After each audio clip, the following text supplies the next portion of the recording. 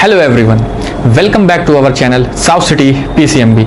मैं अजीम शमीम, आपका दोस्त, आपका मेंटर, मैथ्स की एक नई क्लास के साथ आपके सामने हाजिर है। हम लोग आज क्लास 9 का चैप्टर 5 शुरू करने जा रहे हैं, जिसका नाम है इंट्रोडक्शन टू यूक्लिड्स ज्योमेट्री।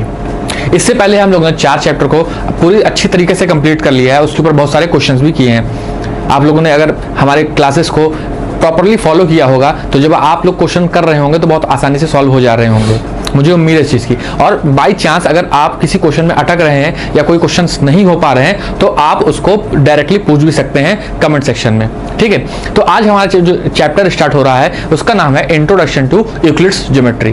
देखिए, पहली चीज़ तो ये कि ये चैप्टर बहुत इंपॉर्टेंट चैप्टर नहीं है, बहुत ही इंपॉर्टेंट चैप्टर नहीं है, लेकिन फिर भी हमको उसको पढ़ना है क्योंकि ये हमारे सिलेबस में है क्या इस चैप्टर में? इस चैप्टर में हमको, अगर मैं सिंपल वर्ड्स में कहूँ तो इस चैप्टर में हमको इंग्लिश भी पढ़नी है, इस चैप्टर में हमको हिस्ट्री भी पढ़नी है, इस चैप्टर में हमको मैथ्स भी पढ़ना है, मतलब सब कुछ पढ़ना है। तो इंग्लिश क्या पढ़नी है? इंग्लिश ऐसी इंग्लिश पढ़नी है कि बहुत सारे स्टेटमेंट्स लिखे रहेंगे, उसको हमको रिमेंबर करना है, उसको हमको याद रखना है, और हो सकता है एग्जाम में वो स्टेटमेंट पूछे जाएं। हिस्ट्री कैसे? क्योंकि ये ज्योमेट्री देखिए यहाँ पे लिखा हुआ है क्या, ज्योमेट्री। तो ज्योमेट्री की हिस्ट्री क्या है, कि ज्योमेट्री की शुरुआत कैसे हुई, कौन कौन सी किताबें आई, क्यों हम ज्योमेट्री को पढ़ते हैं, क्या इंपॉर्टेंस है ज्योमेट्री की, ये हम इस चैप्टर में पढ़ेंगे। तो ये एक तरह से हिस्ट्री का पार्ट हो गया। और मैथ्स इसलिए क्योंकि इसके ऊपर कुछ क्वेश्चंस भी आएंगे और वो मैथमेटिकल क्वेश्चन रहेंगे, तो हमको उस हिसाब से ये मैथ्स भी होगी। तो मतलब इस चैप्टर में हमारा तीनों चीज़ का कॉम्बिनेशन है, हिस्ट्री का भी है, इंग्लिश का भी है और मैथ्स का तो है ही है, क्योंकि मैथ्स का सब्जेक्ट है हमारा। तो शुरुआत करते हैं इस चैप्टर की। देखिए, सबसे पहले ये चैप्टर ये बताता है कि ज्योमेट्री की शुरुआत कैसे हुई, हम लोग ज्योमेट्री क्यों पढ़ते हैं, ज्योमेट्री की खासियत क्या है, इंपॉर्टेंस क्यों आई लोगों में, ये चैप्टर इसी चीज को बताता है। ठीक, देखिए सबसे पहले अगर हम बात करें तो इस चैप्टर में हमको जो पढ़ना है उस पर अगर फोकस करें तो हमको पढ़ने हैं पोस्टुलेट्स और एक्सियम्स। इस चैप्टर हमको पढ़ने हैं पोस्टुलेट्स और एक्सियम्स। वही क्वेश्चन डायरेक्टली एग्जाम में पूछे जा सकते हैं कि राइट 5 पोस्टुलेट्स या राइट 7 एक्सियम्स, या उन्हीं के ऊपर बेस पर एक्सियम्स और पोस्टुलेट के बेस पर हमसे क्वेश्चन पूछे जा सकते हैं, तो वो हमको कर लेना है। लेकिन आज हमारी क्लास है इंट्रोडक्शन क्लास, आज हम सिर्फ यूक्लिड्स ज्योमेट्री का इंट्रो देखेंगे। चलिए अब बात करते हैं ज्योमेट्री की। देखिए, ज्योमेट्री की अगर हम बात करें तो ज्योमेट्री 2 वर्ड से मिलकर बना है। यहाँ पे मैंने लिख भी दिया है, अगर आपको लिखना होगा तो लिख लीजिएगा, जियो प्लस मेट्री। जियो प्लस मेट्री, जियो का मतलब आप लोग सब लोग जानते होंगे, ज्योग्राफी पढ़ रहे हैं अगर, क्लास 6 में ही आप लोग को या 5th में ही आप लोग को पता चल गया होगा कि जियो का मतलब होता है अर्थ और मेट्री का मतलब होता है मेजर। मतलब अर्थ का जो मेजर होता है उसको क्या बोलते हैं, ज्योमेट्री।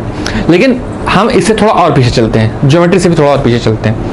ठीक है, अब हम लोग कहाँ चल रहे हैं कि ज्योमेट्री क्यों हुई। तो कहा जाता है कि need is the mother of invention, मतलब जब किसी चीज की जरूरत होती है तभी वो चीज पैदा होती है, वही तभी वो चीज इन्वेंट होती है, तभी वही चीज डेवलप होती है। अगर किसी चीज की जरूरत नहीं है तो उसको हम क्यों बनाएंगे, है ना।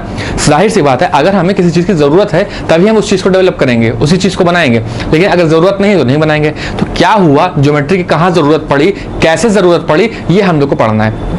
पहला केस उठाते हैं इजिप्ट का। आपकी एनसीईआरटी में ये चीज़ लिखी हुई भी है।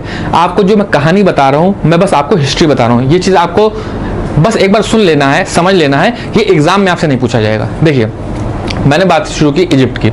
इजिप्ट में एक रिवर फ्लो करती है जिसका नाम है नाइल रिवर। आप लोग सब लोग जानते होंगे नाइल रिवर के बारे में, नाइल नदी के बारे में, जो सबसे बड़ी नदी है दुनिया की।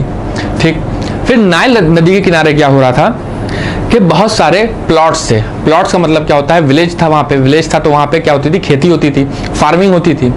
तो जब नाइल रिवर बगल में है और जब कभी बारिश ज़्यादा हो जाती थी या कभी बाढ़ वगैरह आती थी तो पानी नाइल नदी से निकल के कहाँ जाता था, तो उनके फार्म के क्रॉप्स में चला जाता था, जो फार्मिंग कर रहे होते थे अगल बगल उनके उसमें चला जाता था। और जब भी हम लोग देखते होंगे, आप लोगों ने नोटिस भी किया होगा, जहाँ पे हम लोग फार्मिंग कर रहे होते हैं, जहाँ पे हम लोग क्रॉप उगाते हैं, वहाँ पे हम लोग क्या करते हैं, फेंसिंग कर देते हैं ताकि कोई जानवर ना अंदर जा सके। लेकिन यहाँ पे इस केस में क्या हो रहा था कि पानी तो अंदर चला जा सकता है ना, आप तार से अगर रोक रहे हैं उस चीज को तो पानी तो अंदर जा सकता है, पिलर भी उखाड़ के जा सकता है, क्योंकि पानी का बहाव बहुत तेज होता है, फ्लो बहुत तेज होता है। तो क्या हो रहा था कि बार बार क्या हो रहा था कि जो नाइल नदी है उसका पानी जो है उसकी फील्ड में जा रहा था, नाइल नदी का पानी बगल में जो खेती हो रही थी वहां पे बार बार जा रहा था, जिससे हो रहा था नुकसान। तो लोगों ने क्या किया कि एक ज्योमेट्रिकल डायमेंशन बनाया। उन्होंने कौन सा डायमेंशन बनाया? एरिया, कि अगर हम इस एरिया में फेंसिंग कर दें तो पानी नहीं आएगा, या इस एरिया में हम बाउंड्री बना दें तो पानी नहीं आएगा। तो यहां से किस चीज की शुरुआत हुई? ज्योमेट्री की। ज्योमेट्री में कैसे? एरिया की। किस चीज की शुरुआत हुई? एरिया की। कि हमको क्या पता चल जाए? इसका लेंथ पता चल जाए और इस प्लॉट की ब्रेथ पता चल जाए, तो हम यहाँ पे वॉल, छोटी छोटी वॉल खड़ी कर दें, जिसको बाउंड्री कहते हैं हम लोग, बाउंड्री बना दें। तो इससे क्या होगा? पानी हमारे अंदर नहीं आएगा। तो ये क्या हुई? ये शुरुआत हुई। यहाँ पे लोगों ने क्या कहा कि ज्योमेट्री की शुरुआत हुई, कि ज्योमेट्री के बारे में उन्होंने सोचा कि अगर यहाँ पे इतना लेंथ और इतना ब्रेथ बना दिया जाए, और हमको पता है कि एरिया का फॉर्मूला क्या होता है? Length into breadth. तो अगर इस तरह से अगर हम लोग बना देते हैं तो हमारा पानी अंदर नहीं आएगा। तो ये कैसे शुरुआत हुई? यहाँ पे हुई, नाइल रिवर की मदद से स्टार्ट हुआ। फिर अगर हम अपने इंडिया की बात करें, एंशिएंट हिस्ट्री आप लोगों ने पढ़ी होगी क्लास 6 में, एंशिएंट हिस्ट्री जिसको कहा जाता है। एंशिएंट हिस्ट्री में हम लोगों ने बहुत चीज़ों के बारे में पढ़ा है। जैसे हम लोगों ने हड़प्पा के बारे में पढ़ा है, मोहनजोदारो के बारे में पढ़ा है, लोथल के बारे में पढ़ा है, कालीबंगान के बारे में पढ़ा है, धौलावीरा के बारे में पढ़ा है। लेकिन इन सब शहरों की अगर हम बात करें तो आपने ये देखा होगा कि यहाँ के जो शहर होते थे वो बहुत ही वेल डेवलप्ड होते थे, बहुत ही अर्बनाइज्ड सोसाइटी हुआ करती थी उस टाइम पे। आप लोग इस चीज़ को जानते होंगे, अगर आप लोगों ने 6th क्लास में हिस्ट्री पढ़ी तो उसमें ये चीज़ है कि जो हड़प्पा के, मोहनजोदारो के जो शहर हुआ करते थे वो बहुत ही वेल स्टेब्लिश हुआ करते थे, प्रॉपरली मेंटेन हुआ करते थे। मतलब क्या? प्रॉपरली मेंटेन का मतलब क्या होता है कि वहाँ की रोडें बहुत अच्छी हुआ करती थी। रोड जो होती थी वो एक दूसरे को 90 डिग्री पे कट कर रही होती था। सवाल उठता है यहीं पे कि 90 डिग्री, इसका मतलब क्या हुआ कि हड़प्पा के टाइम के और इंडस वैली सिविलाइजेशन के टाइम के लोगों को भी ज्योमेट्री के बारे में पता था, तभी वो 90 डिग्री पे लाइन रोड कट कर पा रहे थे। और उस टाइम के जो घर हुआ करते थे, हाउसेस हुआ करते थे, वो भी बहुत ही अच्छे बनते थे, बहुत ही अच्छा कंस्ट्रक्शन होता था कि रूफ कैसे देनी है। ऐसा तो था नहीं कि झोपड़पट्टी में रहते थे, ऐसा नहीं था उस टाइम पे। हम लोग ने देखा है, आप लोगों ने पिक्चर भी देखी होगी अगर मोहनजोदारो, तो उसमें आप लोगों ने देखा होगा कि वहाँ के जो घर होते थे वो भी बहुत अच्छे बने होते थे। तो मतलब क्या हुआ कि उस टाइम पे भी ट्राइंगल के बारे में, रेक्टेंगल के बारे में, इस सब के बारे में पता होता था। ठीक, उसके बाद अगर हम और बात करें तो यज्ञ वेदिका आप लोगों ने देखी होगी। यज्ञ वेदिका बहुत टाइम से चला आ रहा है इसका प्रोसेस, है ना। यज्ञ वेदिका हम लोग वेद में पढ़ते हैं, वेद में इसका जिक्र भी है यज्ञ वेदिका का, कि ये स्क्वायर शेप की क्यों होती है ना। यज्ञ वेदिका किस शेप की होती है? स्क्वायर शेप की होती है। तो इसका मतलब क्या हुआ कि वेदों के टाइम पर भी ज्योमेट्री के बारे में लोगों को पता था। कैसे पता था? कि यज्ञ वेदिका को हम लोग स्क्वायर शेप में बनाते हैं, है ना, स्क्वायर शेप में बनाते हैं। तो मतलब स्क्वायर शेप के बारे में तब भी पता था, और स्क्वायर क्या है? ज्योमेट्री है। लेकिन दिक्कत ये आ रही थी, प्रॉब्लम ये आ रही थी कि एक टाइम के लोगों को ज्योमेट्री के बारे में पता था, जैसे अभी मैं आपको बता रहा हूँ, आपको पता चल गया। लेकिन आपके बाद से दूसरे लोगों में वो कॉन्सेप्ट, वो चीजें ट्रांसफर नहीं हो पा रही थी। जैसे आज यहाँ पे कुछ लोग रहते हैं, उन लोग को ज्योमेट्री के बारे में पता है, लेकिन कहीं और कुछ और लोग रहते हैं, उन्हें ज्योमेट्री के बारे में नहीं पता है। तो जिन लोगों को पता है वो अपनी इंफॉर्मेशन दूसरे लोगों को ट्रांसफर नहीं कर पा रहे थे पुराने टाइम में। आज के टाइम पे ट्रांसफर हो जाती है कोई भी इंफॉर्मेशन। जैसे मैं अभी आपको पढ़ा रहा हूँ, तो आपको मुझे पढ़ाने के लिए कौन कौन सा मीडियम चाहिए होगा? मुझे कैमरा चाहिए होगा, तो मैं आपको कैमरे के थ्रू पढ़ा रहा हूँ। मुझे बोर्ड चाहिए होगा, मैं बोर्ड के थ्रू आपको पढ़ा रहा हूँ। तो ये सब चीज़ें उस टाइम पे नहीं थी। उस टाइम पे लोग कैसे अपनी चीज़ें ट्रांसफर करते थे? या तो पत्तों पे लिख के करते थे या ओरली बताते थे। लेकिन ओरली भी कितना बता लेंगे, है ना, और पत्तों पे प्रॉपरली बता नहीं सकते थे। तो ये माना जाता है, ये कहा भी जाता है कि चीज़ें बहुत ही अच्छी तरीके से एक जगह से दूसरी जगह या एक लोगों से दूसरे लोगों में ट्रांसफर नहीं हो पा रही थी। तो तब उसके बाद क्या हुआ कि एक मैथमेटिशियन आए जिनका नाम था यूक्लिड्स। एक मैथमेटिशियंस आए जिनका नाम था यूक्लिड्स, जिनके बारे में हमको ये चैप्टर है। तो यूक्लिड्स ने क्या किया कि बहुत सारी थ्योरी इन्होंने इकट्ठा की और एक बुक में लिख दी। उनके जो कॉन्सेप्ट थे, उनके जो प्रैक्टिकल नॉलेज थी ज्योमेट्री को लेके, वो उन्होंने क्या किया कि एक बुक में लिख दी। और उस बुक का नाम क्या है? एलिमेंट। ये एलिमेंट वर्ड को मैंने हाईलाइट किया, इसका मतलब क्या हुआ कि ये इंपॉर्टेंट हो सकता है। देखिए, ऑब्जेक्टिव वाइज क्वेश्चन जो बनते हैं बोर्ड में, तो पूछा जा सकता है कि यूक्लिड्स की जो बुक थी उसका नाम क्या था। आपको 4 ऑप्शन दे दिया जाएगा और आंसर रहेगा क्या? एलिमेंट। फिर दूसरा क्वेश्चन क्या बनेगा? उस एलिमेंट में कितने चैप्टर थे। देखिए, आज हम लोग क्या करते हैं कि बुक में क्या होते हैं? चैप्टर होते हैं। लेकिन इनकी बुक में चैप्टर नहीं हुआ करते थे, इनकी बुक में क्या हुआ करते थे? बुक ही हुआ करती थी। ये अपने चैप्टर को क्या बोलते थे? बुक बोलते थे। जैसे हम लोग बोलते हैं पहला चैप्टर, दूसरा चैप्टर, तीसरा चैप्टर एक बुक के अंदर, तो ये बुक के अंदर ही बुक बोलते थे, मतलब पहली बुक, दूसरी बुक, तीसरी बुक। और इन सारी बुक में क्या लिखा हुआ था, इनके द्वारा रिसर्च की जो भी इंफॉर्मेशन थी वो ये लिख देते थे, प्रॉपरली लिखते थे कि लोगों को कंफ्यूजन ना हो।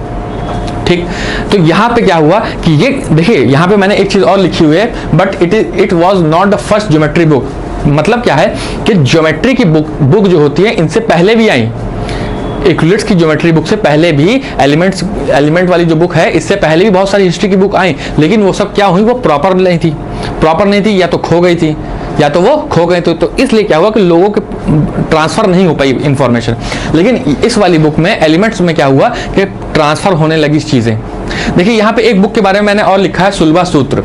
सुलभा सूत्र भी एक एंशिएंट मैथ्स की बुक है, किसके ऊपर है, ज्योमेट्री के ऊपर। ये आप चीज याद रखिएगा कि सुलभा सूत्र जो बुक है ये भी पुराने टाइम पे, एंशिएंट टाइम पे लोग इस्तेमाल करते थे, और किसके ऊपर थी, ज्योमेट्री के ऊपर थी।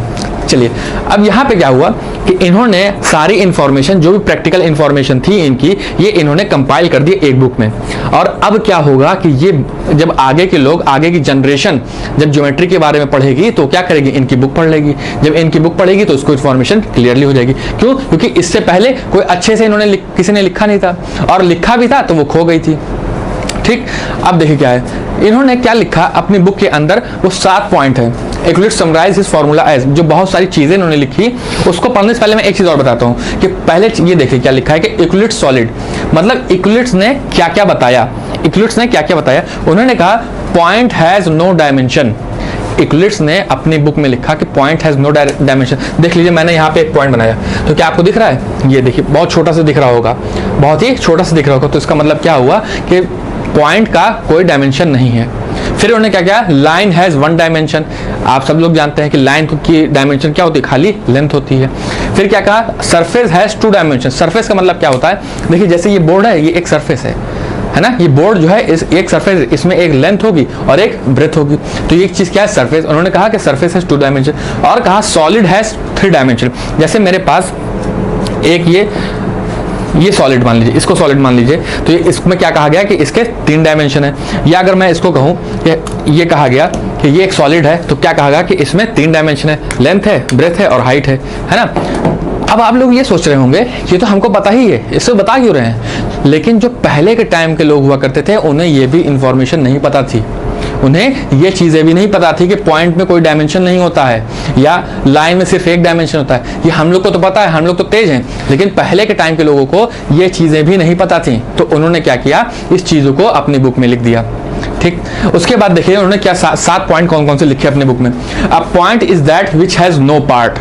ठीक है, जो अभी अब मैंने लिखा कि ये देखिए पॉइंट है, इसमें कोई पार्ट नहीं है। फिर क्या किया, a line is a breathless length, मतलब एक लाइन में कोई ब्रेथ नहीं होती है। हम सब जानते हैं कि भैया लाइन में कोई ब्रेथ नहीं होती है, लेकिन इन्होंने इसको लिख दिया। फिर क्या है, end of a line are points. बात सही है, देखिए हमने एक लाइन ड्रॉ की तो इसका जहाँ पे एंड पॉइंट है वो देखिए वो क्या है, वो पॉइंट है। ये लाइन जहाँ से शुरू हो रही है और जहाँ पे खत्म हो रही है वहाँ पे क्या है, वहाँ पे सिर्फ पॉइंट है। इन्होंने इस चीज को लिखा। फिर लिखा, a straight line is a line which lies evenly with the point on itself. देखिए बहुत खतरनाक इंग्लिश लिखी, लेकिन इसका मतलब ये है कि लाइन जो है पॉइंट से मिलकर बनती है। हम सब जानते हैं इस चीज को। देखिए कैसे कि यहाँ पे हमने एक पॉइंट बनाया और इसको आपस में जोड़ते चले जा रहे हैं। बहुत सारे पॉइंट्स हैं, इनको हम आपस में जोड़ते चले जा रहे हैं। जब हम इन सबको आपस में जोड़ रहे हैं तो देख रहे हैं क्या बन रहा है, ये एक लाइन बनते चली जा रही है। इसी चीज को लिखा है। फिर the edge of a surface are line, the edge of a surface. Edge का मतलब क्या होता है, देखिए जैसे आपको ये बोर्ड दिख रहा होगा या आप जहां बैठे हैं वहां पे आपको वॉल्स दिख रही होंगी, दीवार जिसको बोलते हैं वो दिख रहे होंगे।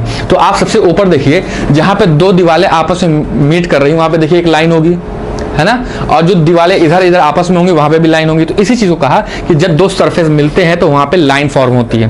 तो आसान है, आप अपनी सर उठाइए और अगल बगल दीवारें हैं तो देख लीजिए दीवार और छत आपस में कैसे मिले हुए हैं। इस तरह से ये दीवार होगी आपकी, ये छत होगी। तो ये देखिए यहाँ पे क्या है, ये बीच में क्या बन रहा है, यहाँ पे लाइन बन रही है। इसी चीज को इन्होंने कहा है, इसी चीज को इन्होंने अपनी बुक में लिखा था। फिर क्या लिखा है, a plane surface is surface which lies evenly with the straight line on itself. मतलब ये क्या कर रहे हैं कि प्लेन सरफेस कैसे बनता है कि जब हम बहुत सारी लाइनों को एक साथ लिख देते हैं तो क्या बन जाता है, प्लेन। मतलब क्या वो चीज का, देखिए जैसे एक लाइन हमारी ये हुई, फिर एक लाइन हमारी ये हुई, फिर एक लाइन हमारी ये हुई।